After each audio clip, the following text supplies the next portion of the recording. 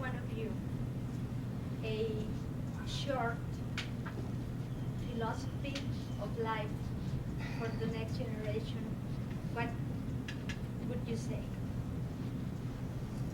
Well, see, you use the word short. See, you know. Well, to make it short, put it at the same time. Understandable. The most important thing in life is other people. Thank you. That your interaction, to be able to interact with other people and pull out the good in them is the most important skill to try to develop. Okay. Okay? I think mine came from our parents, that this would be a better world because we passed through it. Yeah. Yeah.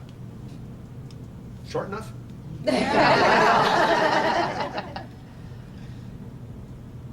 Well,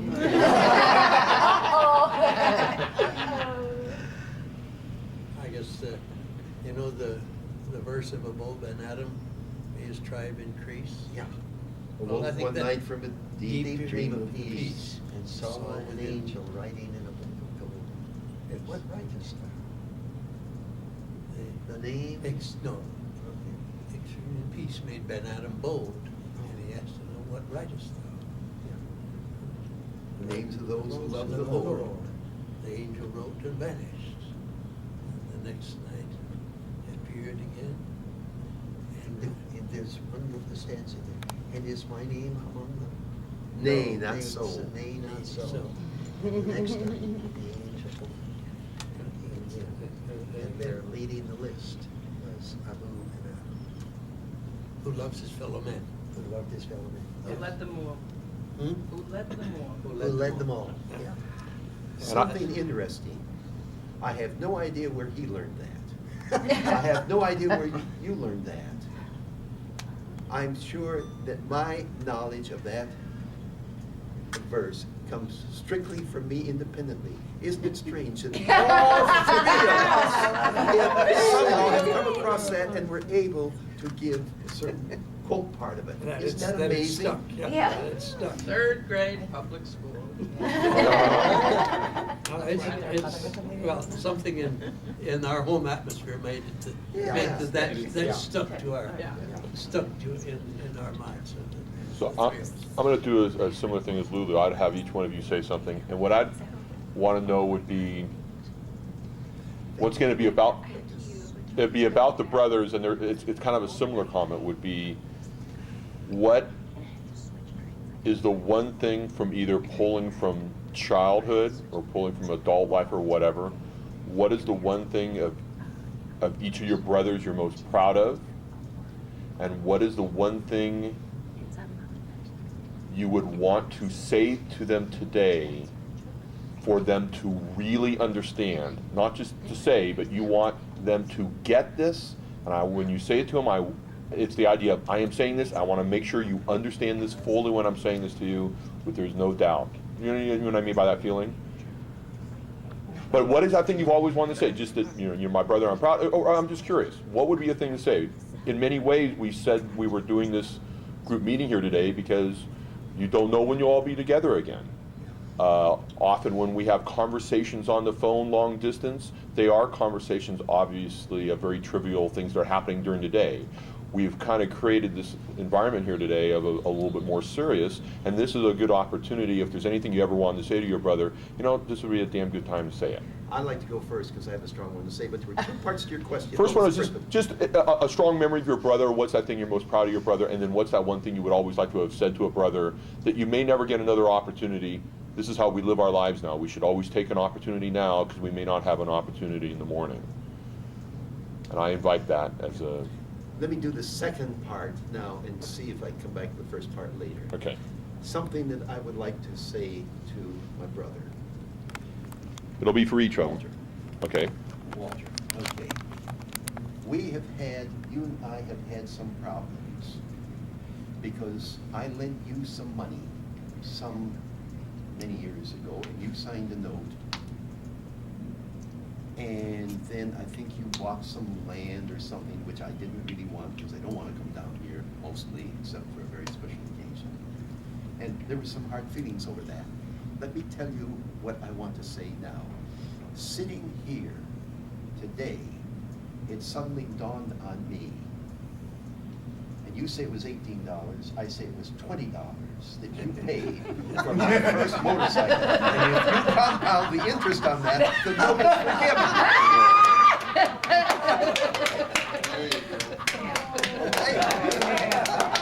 Make it $19. It's still compounded, it's forgiven.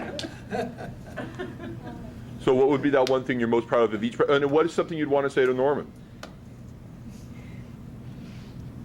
Let me think about it. So you have something up in the room that still needs to be fixed. So how about Norman? Is there anything you?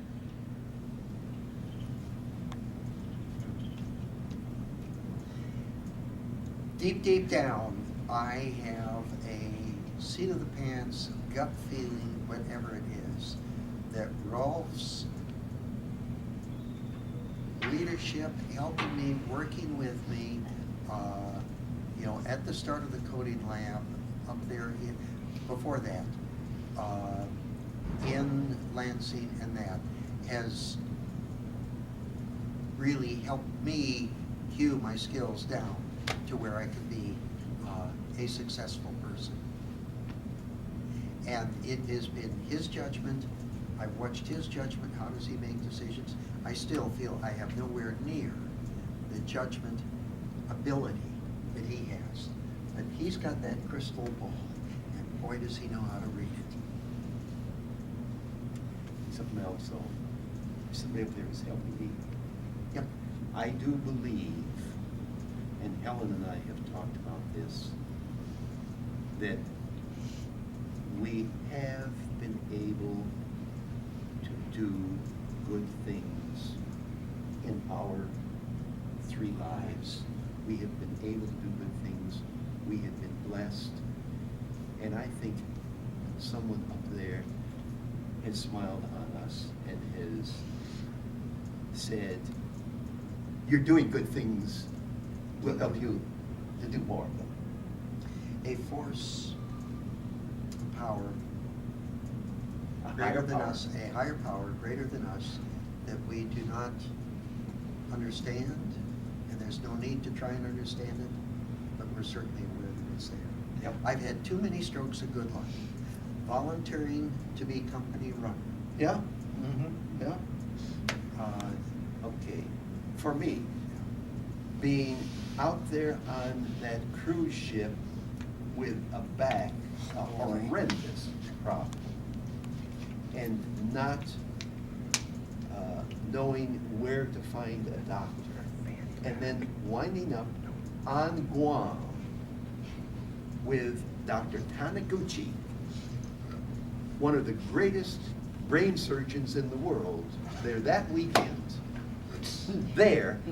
Weekend on Guam, coming When to you see me needed and said, when I need him, say, okay, if you come to Honolulu, I will do the operation. He'd already seen the MRI on my back. We could see it bulging way out there, and the same one.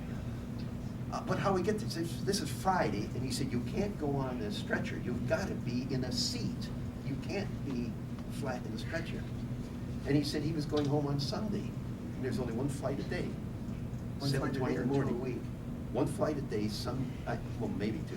I know there's a flight Sunday morning, 7:20. Pass on stories to you kids. So Norman, is there anything you wanted to say to your older brother? To Walt.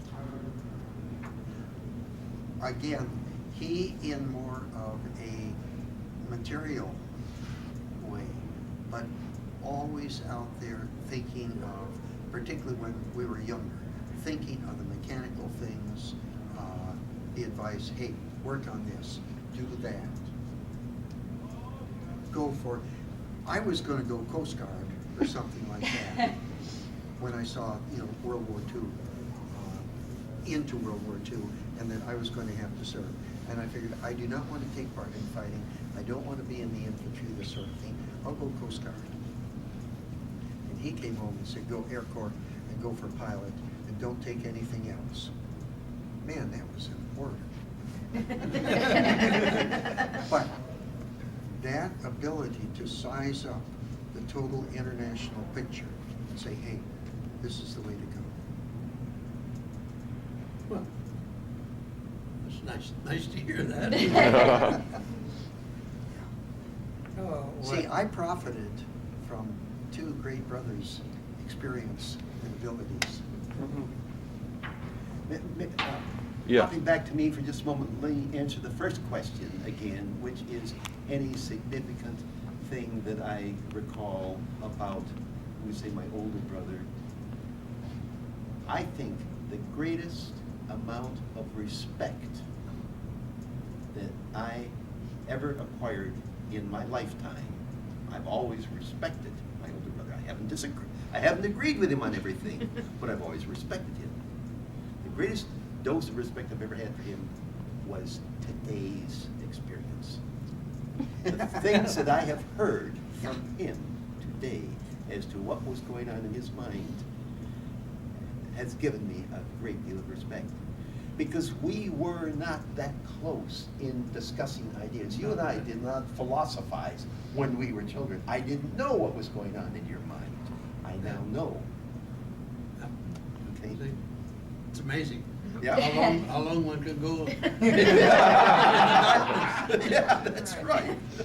Well, I feel that and this is just coming to me now as we're here, that the significance of all this and looking at it here is even,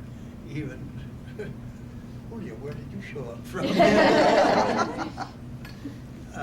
Is that there's a very, tangible sense here now that we are family, and that we are family because of our parents, our father and our mother, who both had very difficult lives, but there was integrity on the part of both of them. They may have been mistaken, but they never compromised on their principles. And I think that is the thing that as we're looking back, both of us recognize this. And Frida, in her very personal, spiritual sense, which is what drew her to the Friends and the Quakers, and Frank with his concern of what was right and what was wrong across the board. And this is a thing that has done more than anything else to form our lives. And we look out at this assembly in front of us, and we hope that pattern, which the three of us inherit, will also carry on for, what does it say, the children's children. And we're certainly, I myself, I'm certainly deeply appreciative of the various efforts and circumstances that made this occasion possible. Mark Illsley, when you're the editor, will you cut that in as the very final scene? Exactly. Oh, darn close. Oh, no,